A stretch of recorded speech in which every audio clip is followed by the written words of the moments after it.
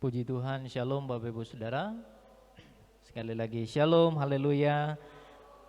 Senang berjumpa dengan Bapak Ibu Saudara pagi hari ini. Saya tentunya puji syukur kepada Tuhan dan buat Bapak Gembala dan Ibu Gembala yang mempercayakan kami untuk menyampaikan dan melayani firman Tuhan pada pagi hari ini. Bapak Ibu Saudara yang terkasih, pagi hari ini saya akan membahas tentang satu tema, yaitu worship dan worshipper, ya. Tidak semuanya Bapak Ibu Saudara, tetapi hanya sebagian, karena kalau kita mempelajari dan telusuri dalam banyak hal ini bisa belajar 2 atau 3 SKS, ya. Nah, Bapak Ibu Saudara, mengapakah kita harus menyembah Tuhan? Apa sih faedahnya kalau kita menyembah Tuhan? Apa untungnya? Apa yang kita dapatkan kalau kita menyembah Tuhan? Nah, Bapak Ibu Saudara, penyembahan itu adalah sebuah kedekatan yang tidak sedikit pun ada jarak, ya. Penyembahan itu adalah kedekatan, tidak ada jarak. Jadi ketika kita memberikan jarak sedikit pun juga, maka hal itu akan menjadi tergeser, ya. Prioritasnya akan bergeser.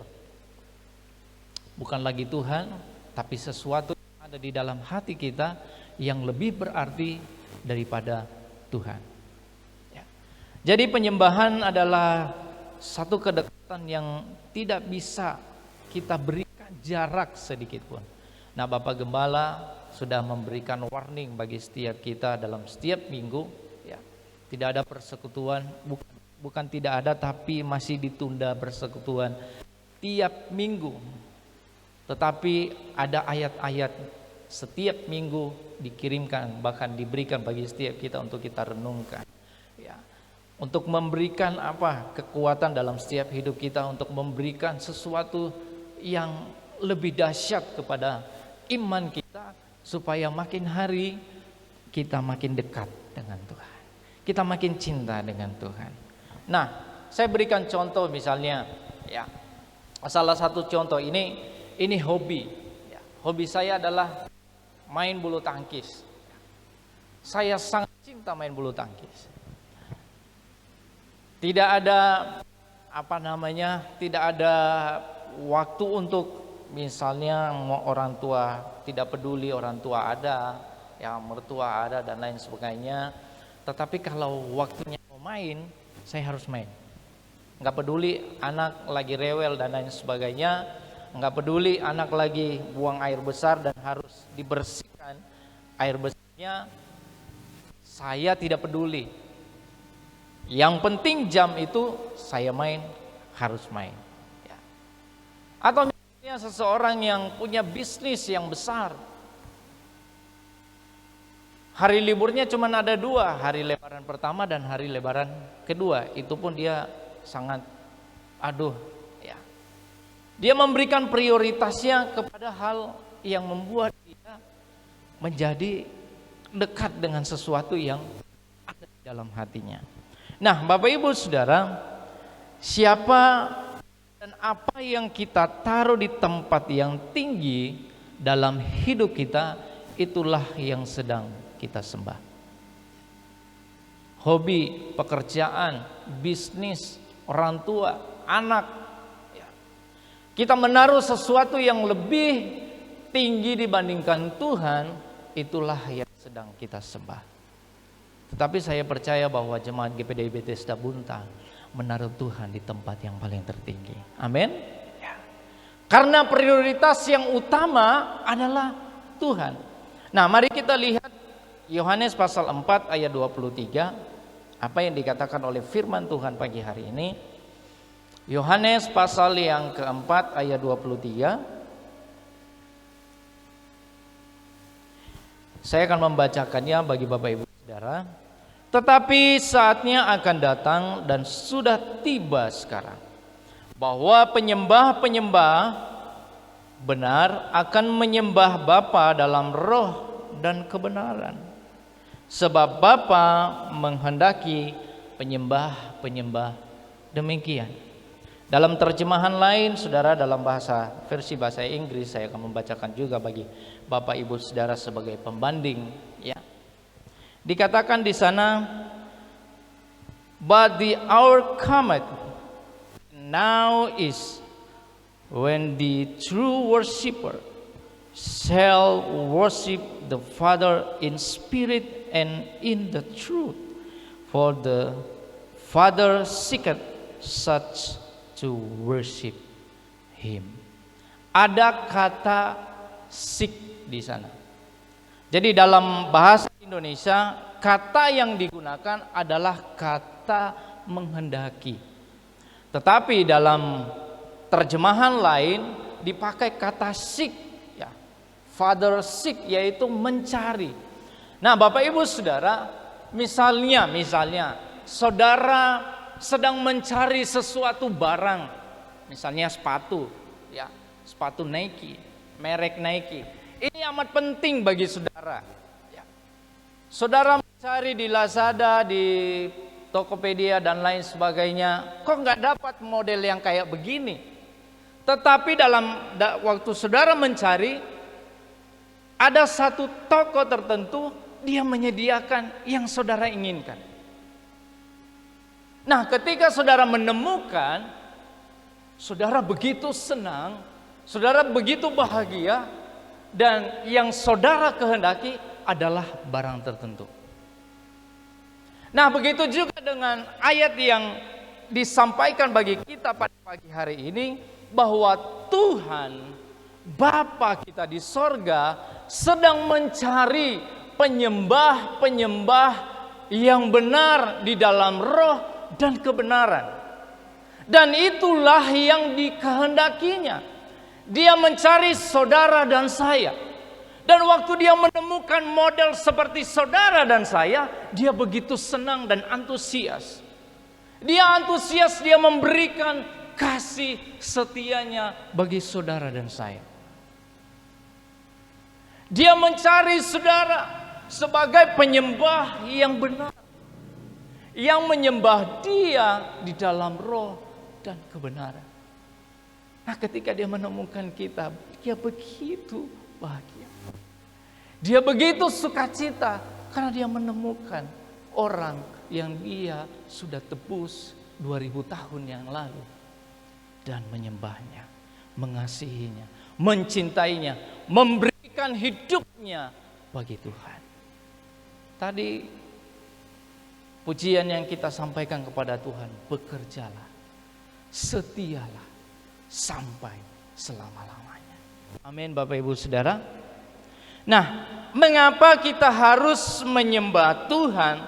Satu saja alasannya yang saya cari dan saya temukan selama saya ikut Tuhan, yaitu cinta Tuhan. Tidak ada kata yang lain, Bapak Ibu Saudara. Saudara hadir di tempat ini bukan memenuhi undangan dari Bapak Gembala dan Ibu Gembala, tetapi karena saudara mencintai dia, karena saudara mengasihi dia, maka saudara dan saya hari ini datang di tempat ini memuji dan menyenangkan Tuhan. Saudara mencintai dia begitu luar biasa. Saudara melekatkan penyembahan saudara kepada dia, maka saudara datang memberikan syukur, memberikan hormat, memberikan kekaguman yang luar biasa hanya kepada Tuhan.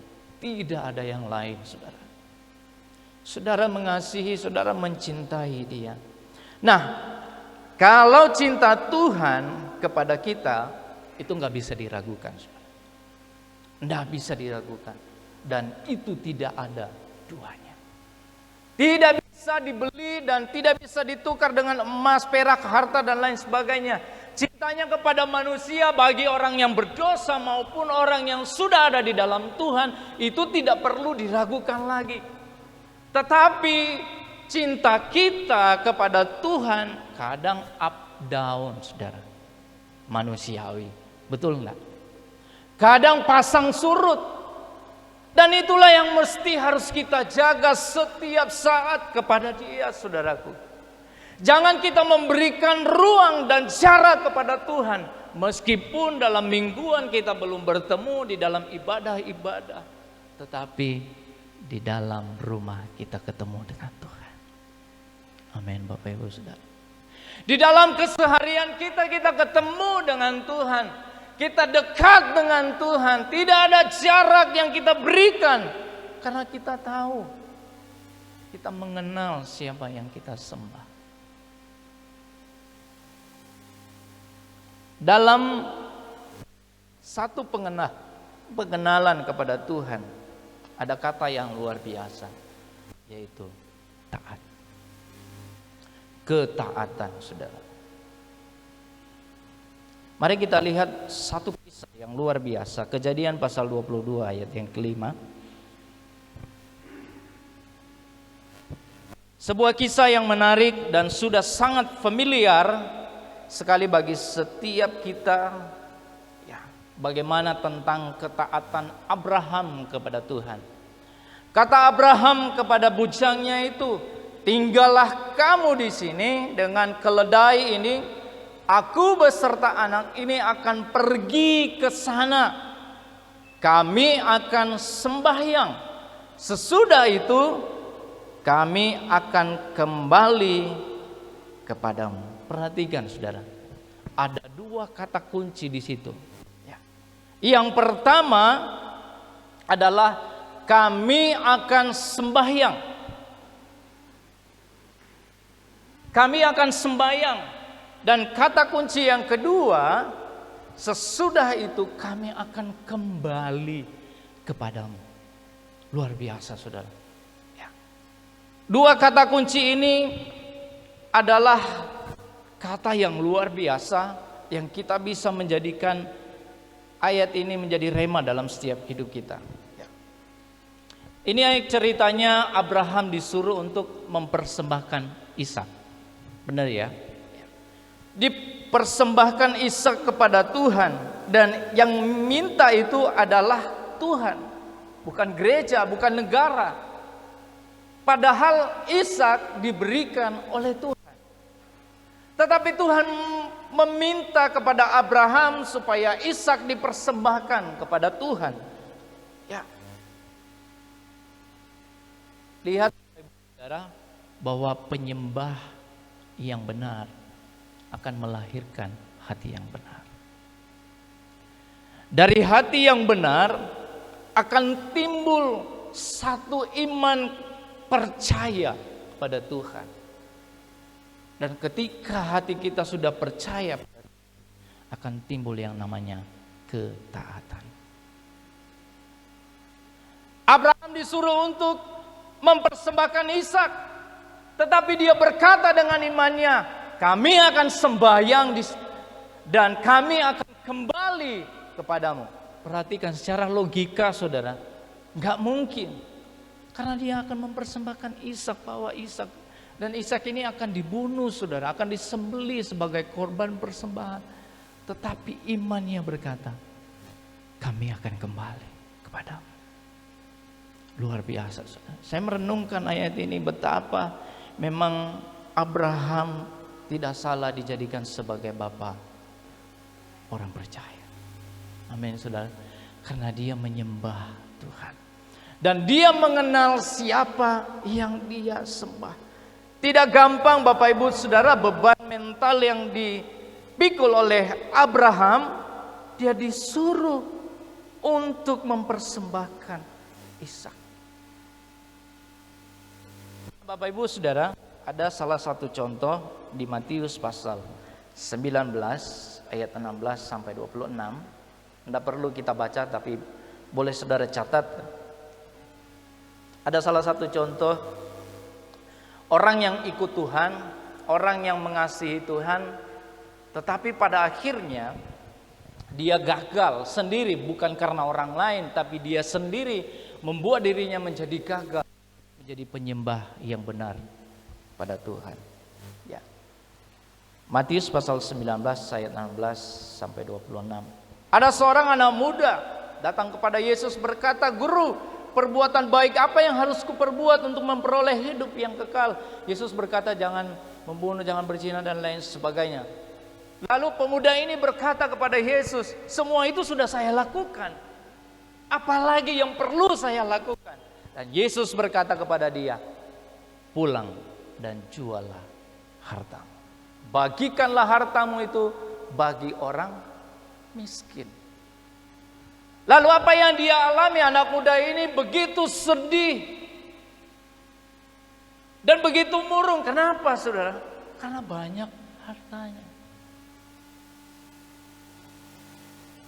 Seperti yang saya bilang tadi, bahwa menyembah Tuhan itu tidak ada jaraknya. Tetapi orang ini, pemuda ini, dia tidak mengenal sumber kehidupan. Dia tidak mengenal siapa yang dia sembah. Bahwa yang dia sembah itu adalah Jehovah Jireh, Tuhan yang menyediakan. Amin, saudaraku. Tuhan yang menyediakan. Ya, jual hartamu. Kalau saya ada di waktu itu, udah saya bilang sama dia, bodoh sekali kamu ini, yang punya kekayaan, yang punya segalanya, sudah Yesus itu, harta cuman, ya Tuhan akan menyediakan berlipat kali ganda. Tetapi dia memutuskan sesuatu hal yang berbeda. Dia sedih dan dia meninggalkan Tuhan. Jangan sampai Bapak Ibu Saudara, sesuatu yang berharga, yang mungkin dunia suka dan kita pun suka, itu kita jadikan di atas segalanya dalam hidup kita. Tuhan menyediakan segala sesuatu dalam setiap hidup kita. Percayalah, kalau kita setia, kita taat pada Tuhan, tidak ada yang mustahil, Bapak Ibu Saudara. Amin, Bapak Ibu Saudara. Nah, mari kita kembali di Kejadian yang ke-22. Tadi, sekarang kita buka di ayat yang ke-7. Ayat yang ke-7 berkata, lalu berkatalah Ishak kepada Abraham ayahnya. Bapa, sahut Abraham, ya anakku, bertanyalah ia. Di sini sudah ada api dan kayu, tapi di manakah anak domba untuk korban bakaran itu? Ya. Jelas Ishak bertanya, siapa yang dikorbankan? Tetapi mungkin Abraham di dalam hatinya berkata, ya kamu anakku. Tapi tidak. Abraham menjawab dengan imannya bahwa Tuhan akan menyediakan. God will provide. Tuhan yang akan menyediakan. Dia berkata dengan iman yang ada di dalam hidupnya, percayanya kepada Tuhan. Makanya kalau kita punya hati yang benar, pasti kita akan punya iman yang besar. Hati juga yang benar kepada Tuhan. Karena kita menyembah Tuhan. Dengar baik bahwa Tuhan tidak berbicara kepada Abraham tentang penyediaan selain daripada Ishak. Dari ayat ini, Tuhan tidak berbicara tentang itu kepada Ishak. Tetapi begitu iman Abraham yang melekat dalam hatinya kepada Tuhan, dia menjawab dengan jujur. Amin, saudaraku. Dia jawab dengan jujur, Tuhan yang menyediakan. Biasanya dalam tahap seperti ini, Bapak Ibu Saudara, orang Kristen akan mulai kehilangan imannya. Orang Kristen akan mulai kehilangan kepercayaannya kepada Tuhan, mempertanyakan Tuhan. Tetapi Abraham tidak demikian, ya. Mari kita baca di ayat yang 10 sampai 13. Ayat 10 sampai 13. Lompat ya. Sesudah itu Abraham mengulurkan tangannya lalu mengambil pisau untuk menyembelih anaknya. Tetapi berserulah malaikat Tuhan dari langit kepadanya, Abraham, Abraham. Sahutnya, ya Tuhan. Lalu ia berfirman, janganlah bunuh anak itu dan jangan kau apa-apakan dia, sebab telah kuketahui sekarang bahwa engkau takut akan Tuhan dan engkau tidak segan-segan untuk menyerahkan anakmu yang tunggal kepadaku. Ayat 13. Lalu Abraham menoleh dan melihat seekor domba jantan di belakangnya yang tanduknya tersangkut dalam belukar. Abraham mengambil domba itu lalu mengorbankannya sebagai korban bakaran pengganti anaknya. Saudara tahu bahwa mereka, Abraham dan Ishak, ketika naik ke atas gunung Moria, Tuhan menyediakan domba juga sedang naik di sisi sebelah sana. Tapi Abraham tidak tahu, saudaraku. Kenapa tiba-tiba ada domba di situ? Tuhan Maha Kuasa. Amin. Tuhan Maha tahu. Dan Dia berkuasa atas segala sesuatu. Dia menyediakan yang tidak pernah dipikirkan oleh manusia. Satu aja yang kita perlu lakukan, yaitu taat. Amin, saudaraku. Taat kepada Tuhan. Mari kita belajar dari kehidupan Abraham. Mungkin di kehidupan kita sehari-hari kita diuji akan hal-hal kehidupan kita, membayar kontrak, bayar sekolah anak, bayar cicilan, bayar kuliah anak, dan lain sebagainya. Ada beberapa hal yang membuat iman kita akan mulai goncang dan kepercayaan kita kepada Tuhan. Wah, kenapa kok seperti ini? Saya sudah menyembah Tuhan, saya tidak berikan jarak kepada Tuhan, tetapi problem-problem, masalah-masalah terus muncul. Itu yang akan mendewasakan setiap iman kita, saudaraku. Maka jawablah seperti yang Abraham katakan, bahwa tenang, Tuhan yang akan menyediakan. Bapak Ibu Saudara, beberapa bulan yang lalu ya, istri saya berkata sama saya, "Pi, mungkin mami P usaha ini akan diperlebar sedikit ya. So, mulai banyak orang yang mencari dan perlu kulkas dan lain sebagainya. Ya, dan itu butuh dana yang agak besar. Dan sementara di dalam saya berusaha di toko mesin itu, saya makin ada yang laku diputar dan lain sebagainya. Jadi kalau pakai pokoknya mungkin utang akan lebih banyak, saudaraku. Tapi saya bilang sama dia, tenang nak, Tuhan akan menyediakan. Yesus akan menyediakan bagi setiap kita. Karena kita tahu yang kita sembah adalah Tuhan. Bapak Ibu Saudara, saya tidak tahu seperti apa caranya, tapi Tuhan menyediakan cara yang lebih hebat dan di luar pikiran kami. Itu di tempat yang lain, saudara. Bukan dari kas perbendaharaan kami, tetapi dari kas perbendaharaan orang lain yang menolong kami, saudara. Dan barang itu bisa tersedia. Saya bilang itu semua karena Tuhan. Dan saya tahu siapa yang saya sembah, itu adalah Tuhan yang menyediakan segala sesuatu. Nah, dengar baik Bapak Ibu Saudara, Tuhan adalah tetap Tuhan. Dia tidak tergantung pada pengakuan orang Kristen atau penyembahan orang Kristen yang menjadikan dia berkuasa, saudaraku.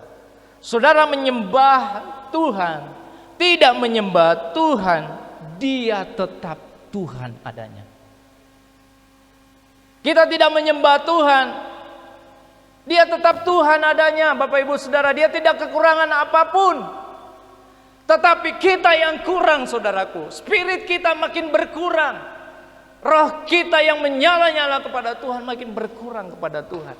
Makanya kita tidak boleh memberikan jarak sedikit pun kepada Tuhan. Banyak orang Kristen hari ini memisteri Tuhan dalam penyembahan yang melas dan lain sebagainya. Dia tidak tergantung dengan pengakuan orang Kristen. Dia tergantung dengan cinta kita kepada Dia.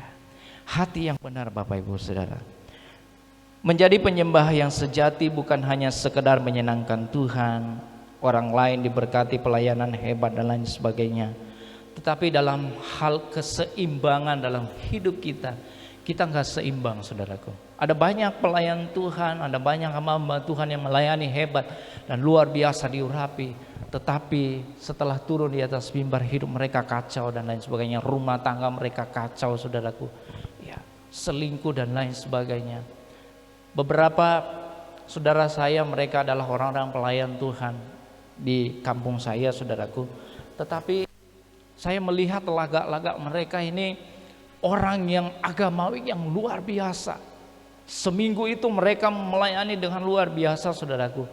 Tetapi setelah habis pelayanan, kehidupan mereka, ya, yang laki-laki menyukai istri orang lain, yang perempuan menyukai suami orang lain. Karena kedekatan, saudaraku, tiap hari baku bawa. Saya bilang baik-baik. Ya. Melayani Tuhan harus seimbang. Saya mengajari anak saya Kalva ada 4 hal. Yang pertama, kalau Koko mau menjadi orang yang hebat, yang pertama yang harus Koko lakukan adalah takut Tuhan, doa. Dan doa ini saya sudah melatih dari sejak dia usia bisa mengenal, bisa berdoa dan lain sebagainya. Kalau urusan doa hebat memang dia. Semua orang sakit dia doakan. Semua orang yang kasih ampau sama dia doakan. Setiap malam. Bahkan orang yang sudah sembuh tiap malam dia doakan, saudara. Jadi kalau jam 10 malam itu waktunya kami nyembah Tuhan di kamar. Worship dengan Tuhan. Anak-anak saya punya lagu yang favorit mereka, kalau bukan Yesus baik, baik buat saya. Kalau tidak, ku bersyukur Bapa. Tapi yang Kaleb hari-hari ini dia suka lagu Papi, lagu ini Papi. Tuhan selalu menolongku, selalu menjagaku. Ini orang Makassar, saudara, bukan orang Nias. Jadi makan, tangan, ya. Tapi saya melatih yang lebih tua ada 4 hal. Yang pertama, kalau Koko mau menjadi orang yang hebat, yang pertama bangun dari tempat tidur, berdoa, bersyukur kepada Tuhan. Yes, dia lakukan. Yang kedua, Koko mesti harus lakukan adalah merapikan tempat tidur. Kita nggak bisa mengubah dunia kalau di tempat tidur kita sendiri kita nggak bisa merapikannya, mesti harus orang lain. Saya ajar dia, kenapa Pi? Supaya Koko terlatih mulai dari sekarang. Biar tidak rapi serapi-rapinya. Tetapi kalau Koko bangun lalu kemudian berdoa, bersyukur pada Tuhan, kemudian melipat dan merapikan bantal, guling, jadi lurus, itu good boy. Dia lakukan, saudaraku. Dan yang ketiga, setelah mandi, handuk-handuk Koko, adek, semua gantung di tempat gantungan. Dia lakukan, saudara. Dan yang keempat, Koko jaga adik. Setelah habis mandi, lihat adik-adik, kalau papi mami ada di toko, lihat mereka. Oke, Pi. Dan yang kelima ada bonus. Apa itu, papi? Torang pigi di Alfamidi dan juga sama Kuodong. Wow, hore! Karena kalau pergi ke Alfamidi mereka pasti belanja dan pergi sama Kuodong. Wah, mereka, itu bonusnya. Nah, suatu ketika, saudaraku, kita pergi ke Alfamidi belanja dan kemudian mereka ambil keranjang. Ketika Koko ambil dia punya, dia isi. Tapi yang kedua ini, saudaraku, dia main isi semua sampai full. Lalu kemudian Kalva bilang sama dia, Kaleb, bukan main anak ini, sopol ini keranjang. Weh. Lalu kemudian saya mendengar dia bilang, nanti kalau torang sok kaya baru beli ini banyak-banyak.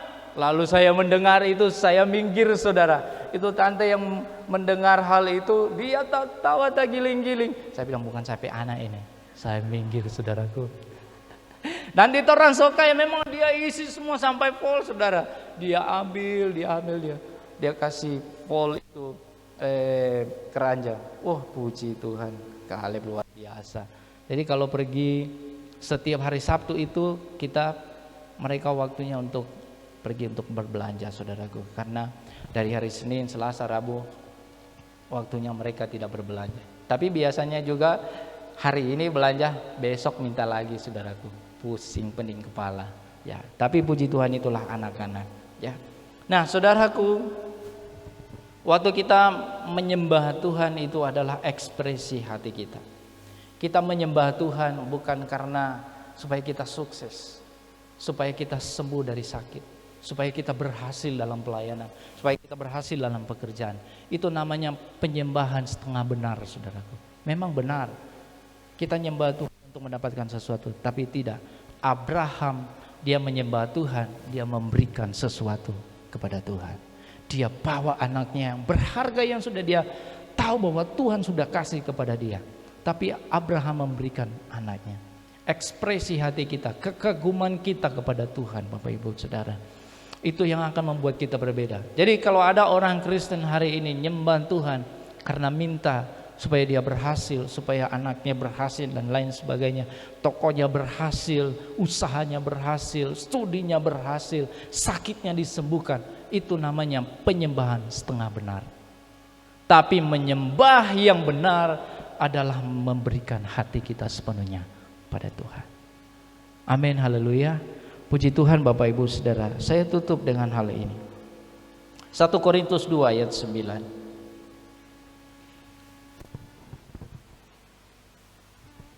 1 Korintus 2 ayat 9 berkata, tetapi seperti ada tertulis, apa yang tidak pernah dilihat oleh mata dan tidak pernah didengar oleh telinga dan tidak pernah timbul di dalam hati manusia, semua yang disediakan Tuhan untuk mereka yang mengasihi Dia. Luar biasa kan Tuhan kita, amin. Kita menyembah Tuhan, kita berubah cara menyembah kita pada Tuhan, bukan meminta tetapi memberi. Bapak Ibu Saudara, Tuhan Yesus memberkati setiap kita pada pagi hari ini.